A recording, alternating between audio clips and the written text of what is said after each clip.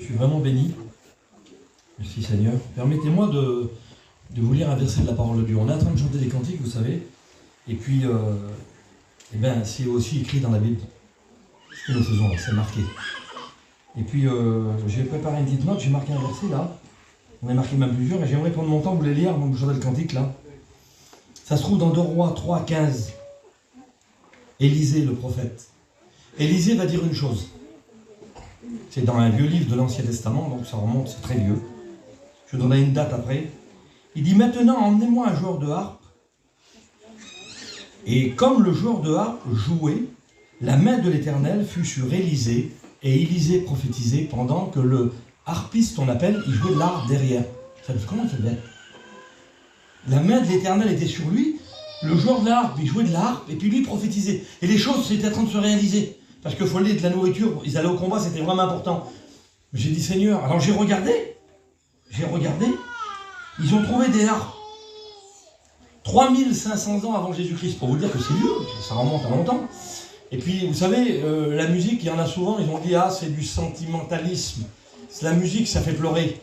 La musique, ça peut faire plein de bêtises, hein, vous savez. Mais pas quand on écoute un cantique.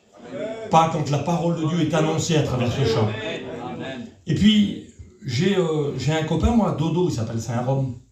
On a fait nos écoles publiques il y a longtemps de ça. Et puis, il a rendu son témoignage, ça m'a choqué. C'est lui qui a fait quand j'ai vu tous ces gens qui étaient réunis pour louer le Seigneur. Vous connaissez ce cantique-là, hein? Il a expliqué, c'est un garçon qui vendait de la drogue, il n'avait dans son auto, Et puis, il est arrivé avec l'auto, là. Et puis, au bout, là-bas, il a vu un feu. Les Roms, ils avaient un piano, ça chantait, ça jouait des yas. Et puis il dit, j'ai commencé à écouter les cantiques, garçon. C'est à cause de ça qu'il a fait le cantique, quand j'ai vu tous ces gens qui étaient réunis. Et il a trouvé le Seigneur à cause d'un cantique, lui. Pour vous dire la puissance qu'il peut y avoir dans un cantique, Dieu, c'est beau, Seigneur. Et puis, un beau jour, mon oncle, aujourd'hui ça se fait plus, mais avant ça se faisait, mon oncle, il rentre du café, mon oncle Mamour. Il rentrait avec les hommes du café. Puis mon père faisait la réunion, lui. On était à Dunkerque. Et puis, mon père, il loua d'ailleurs là-bas. Et puis mon oncle, il connaissait un peu les choses de Dieu, mais c'était un homme, il allait boire un verre au café, comme plein d'hommes de chez nous. Et puis mon père, il l'a regardé, il dit, tu veux chanter un cantique, Mamour? Il est venu ici, il a chanté un cantique. Imaginez-vous, on ne pourrait pas le faire maintenant. Cet homme-là, il s'est converti. C'est devenu un diacre. Il a toute sa vie, il a travaillé pour Dieu, et pour nous, c'est un modèle, c'est un exemple devant Dieu. Hein. C'est vraiment... Regardez comment ça s'est fait, par un chant.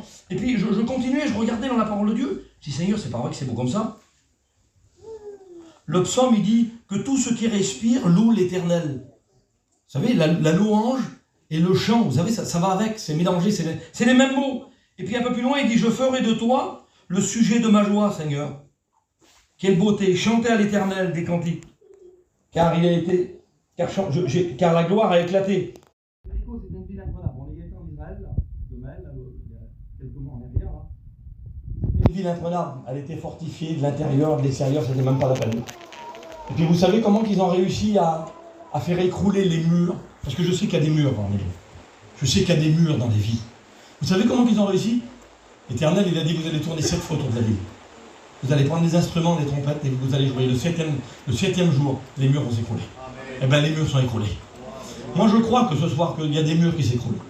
J'ai écouté les témoignages des frères, j'ai écouté les chants, et depuis tout à l'heure, je pleure derrière. Mais devant Dieu, on m'a invité au restaurant dans la semaine, j'étais 2 fois au restaurant, puis dans des bons restaurants, puis on a mangé du bon. Hein. Et c'est pas pareil, on nourrit l'âme ici. Dieu, que c'est bon, Seigneur. C'est pas au niveau de la bouche, c'est pas au niveau du corps, c'est l'âme, c'est l'intérieur.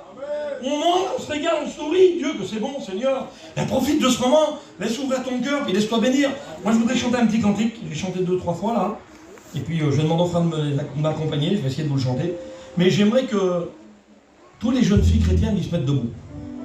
Allez, vous allez me donner un coup de main, parce que je vous ai écouté chanter l'autre jour là. Tous les jeunes filles, il y a des jeunes